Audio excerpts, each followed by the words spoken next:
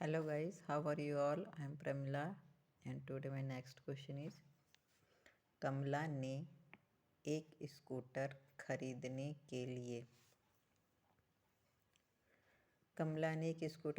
के लिए किसी बैंक से 26,400 रुपीज़ 15% वार्षिक दर से उधार लिए, जबकि ब्याज वार्षिक संयोजित होना है।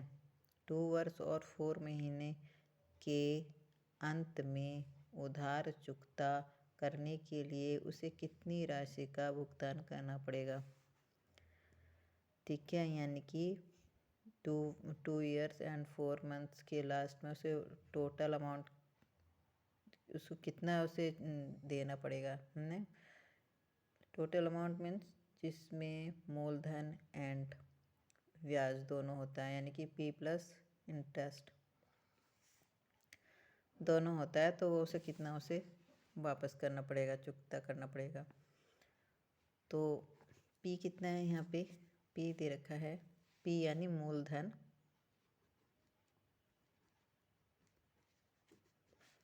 P इक्वल टू है 26,400 रुपीज़। ठीक है, और जो यहाँ पे R दर है 15%, दर यानी रेट है 15%। ठीक है, और है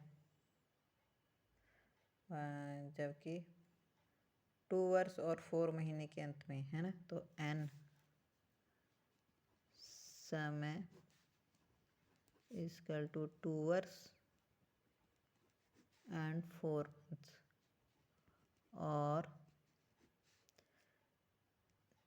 4 मंथ्स मतलब ये तो ऑलरेडी वर्ष में दे रखा है, ईयर में दे रखा है 2, और 4 मंथ्स को भी हमें ईयर में चेंज करना पड़ेगा, तो ये हो जाएगा 4/12 वर्ष। ठीक है, क्योंकि 1 ईयर में 12 मंथ्स होते हैं, इसलिए 4 को 12 से डिवाइड करेंगे तो ये ईयर में आ जाएगा। ठीक है,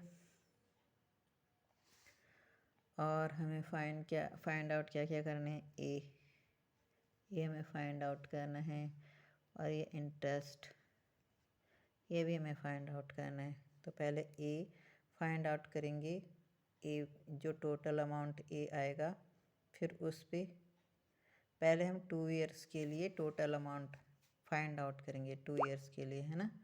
फिर जो ए आएगा टोटल अमाउंट आएगा, फिर उस पर 4/12 ईयर्स के लिए इंटरेस्ट फाइंड आउट करेंगे। ठीक है, तो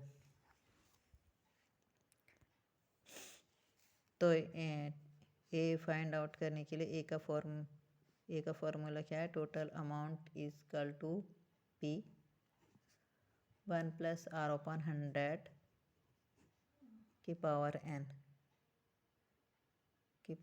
ठीक है, ए इक्वल टू P कितना है हमारा 26,400 1 + R कितना है 15/100, और n इस समय हम 2 वर्ष के लिए निकाल रहे हैं, है ना, तो यहाँ पे 2 लिख दिया। ए इक्वल टू 26,400 1 प्लस इसे कट कर देते हैं, 5 3 × 15, 5 2 × 10, और ये आ जाएगा 3/20 की पावर 2, 3/20 की पावर 2। ठीक है, अब इसे ए इक्वल टू 26,400, अब ये जगह 20 + 3/20 की पावर n। ठीक है, ये हो गया ए इक्वल टू 26,400 × 23/20 का होल पावर 2 26,400 मल्टीप्लाई बाई 23/20, 23/20 है ना, 2 टाइम्स इसे लिख लिया।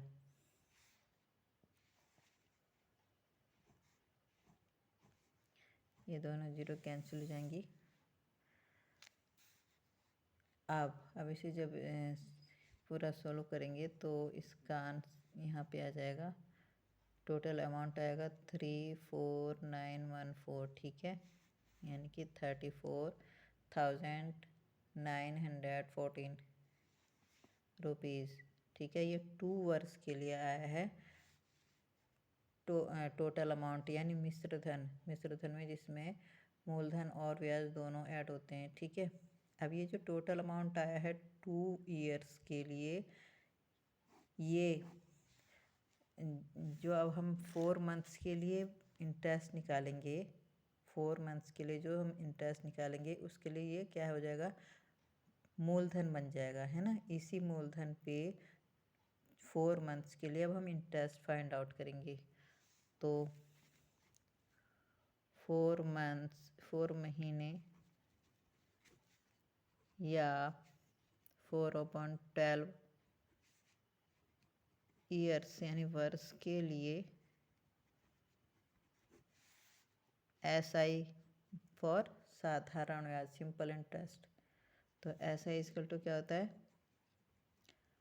मूलधन इंटू दर इंटू समय, है ना, यानी कि P into R into N/100, ये फॉर्मूला होता है ना। तो SI के लिए ये मूलधन P कितना है, ये है 34,914, 34,914। रेट इसमें क्या चल रहा था, 15% इसमें रेट चल रहा था, है ना। 15 और समय कितना है 4/12, 4/12 और यहाँ पे 100 से मल्टीप्लाई, ये वाला 100, ठीक है। अब जब आप इसे सोल्व करेंगे तो सोल्व करने के बाद ये क्या आएगा, 1745.7, ठीक है, 1745.7 रुपीज़ ये है। क्या है ये, SI यानी सिंपल इंटरेस्ट। तो इस 4 मंथ्स के लिए क्या बोलते हैं, अमाउंट, टोटल अमाउंट कितना हो जाएगा,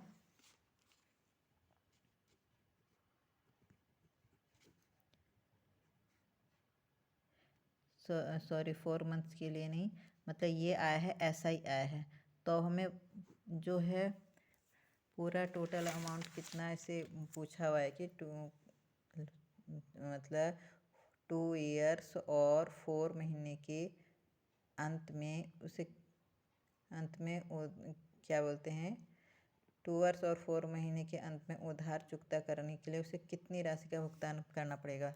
तो 2 ईयर्स के लिए तो हमने ये फाइंड आउट कर ली, ठीक है, टोटल अमाउंट। और उस टोटल अमाउंट पे ये जो SI है ये इसमें ऐड कर देंगे, है ना, यानी कि इस मूलधन में ये ब्याज ऐड कर देंगे। तो उसे टोटल अमाउंट जो है मिश्र धन है, टोटल अमाउंट वो निकल जाएगा, ठीक है। मिश्र धन या 4 मंथ्स और 2 ईयर्स और 4 मंथ्स के लिए जो टोटल अमाउंट है वो निकल जाएगा, ठीक है।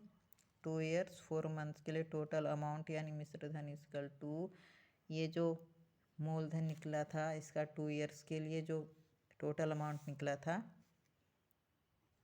34,914, है ना।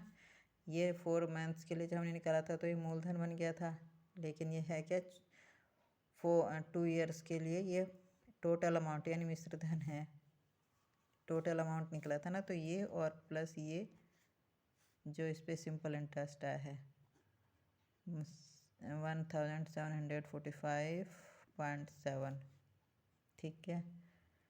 अब जब आप इन्हें ऐड करेंगे तो आ जाएगा 3665 36,659.70 रुपीज़। ठीक है, तो उसे 2 वर्ष और 4 महीने के अंत में कुल कितने रुपए वापस करने पड़ेंगे? इतने रुपए वापस करने पड़ेंगे। ठीक है, तो क्वेश्चन इस तरह से होना था।